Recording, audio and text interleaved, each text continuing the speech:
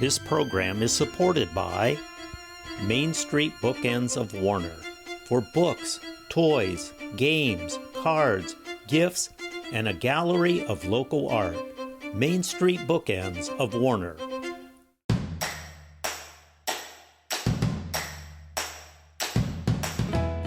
Welcome back to Yankee Chronicle. I'm your host, Abby Peel, coming to you from New London Hospital right here in downtown New London. And I'm now joined by President and CEO Tom Manion. Hi, Tom. Hi, how are you? Thank you for being our host. I know it's you and a slew of other people, but while I have you here, I appreciate you hosting us. Absolutely, no problem. Thanks for being here. This is a great community hospital that everybody utilizes here. And you know, being in the forefront of COVID, we have to just jump right to it. How are things going? And you have some exciting vaccination updates for not only kids, but boosters too.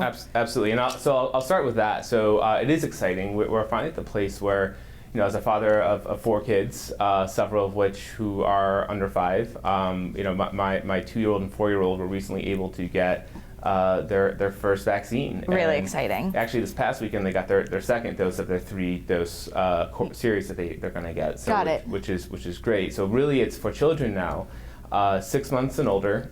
You're able to get vaccinated.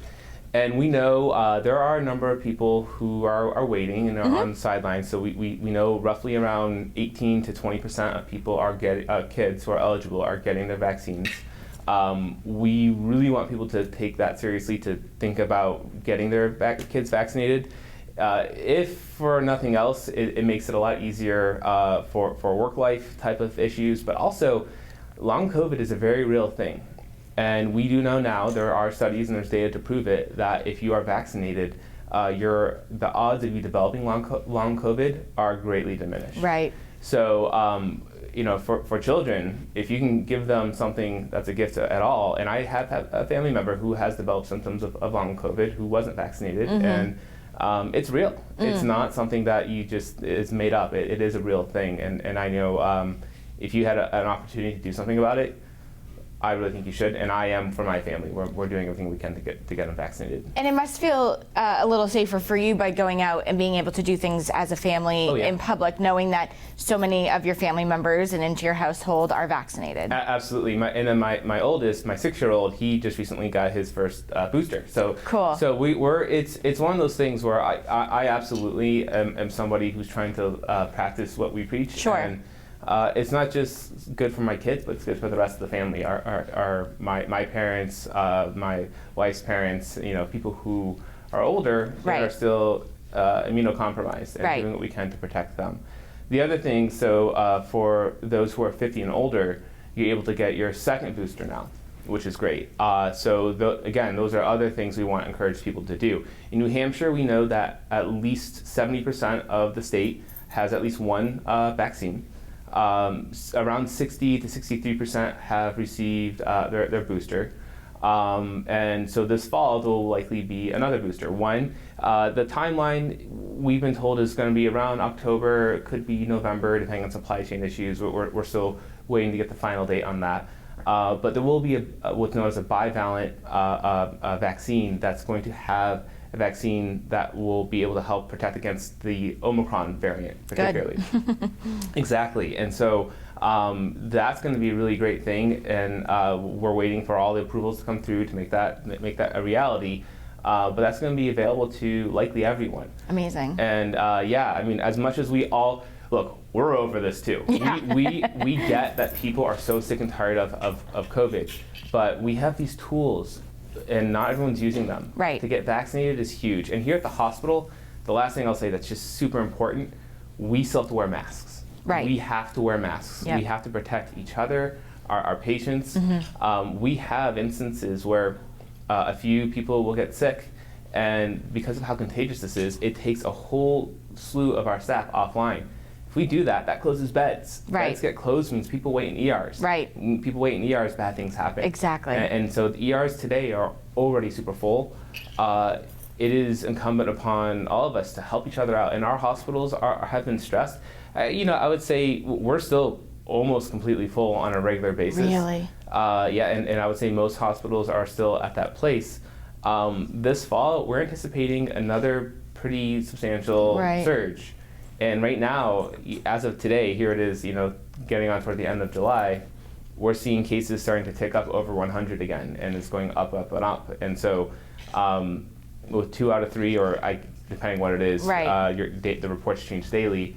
Cases are now BA4, BA5, the new variant. We want to make sure, even if folks think like it's not a big deal, who cares? It is a big deal. Right. Your hospitals. Yes. And we need to make sure we're here to care for people, not just for COVID, right. but for everything else right. too. And then COVID just adds another element to it, right? Absolutely. When we're jammed up, or we have people who are getting sick right. because we haven't taken all the steps to protect everyone, it's just really frustrating. Right. And so we want to be there for our community when they need us. But the ask is, please help us do everything we can to make sure that that's going to be a reality. If someone's watching and they're saying, I need more information on how New London Hospital is helping, the fight against COVID, how do they do so? So one of the first things, if they haven't been vaccinated, they can call our hospital to talk to the primary care provider to figure out where they can go. A lot of pharmacies are actually, they can give you vaccines locally, right? I know Dartmouth Hitchcock Medical Center has also done several vaccine clinics for their kids. That's where we're able to take our kids on Saturdays, quickly up there. Had to make a pit stop at a gas station for a candy bar afterwards to say thank you guys. Yes, you have to bribe. Yeah, absolutely. And I'll say that my 2 and 4-year-old were champs about it. They were very, very good. It's not that bad. Yep. But those are the things that you should do. And if you have questions, talk to your primary care provider. Yep, for sure. Ask them what it all means. And if there's, especially for kids, your pediatrician, those are really, really important conversations to have. I think your pediatricians will end up telling you the risks of not getting a COVID shot far outweigh the risks of getting it. A lot of the things that are out there around inflammation, around the heart and things like that, there's a greater risk of getting those things with COVID than it is with the vaccine. Right. So a lot of the things that are out there that people are concerned about, they're actually the concerns are far greater if you get COVID opposed to getting vaccinated. Well, and we just have to all do our part in order to fight this and hopefully see the light at the end of the tunnel. Yes. Very much so. Tom, when we come back with you next week, we're going to talk about not only staffing, but also it is hospital day season. Absolutely. So we have to at least talk about that. But thank you for joining me this week. Absolutely. Thank you, Ed. Coming up next, we'll be joined by Anastasia Glaves to learn what a palooza is and how Warner is participating in their inaugural event. Stay tuned. We'll be back after these messages from a business that brings you Yankee Chronicle on YCN, your local view.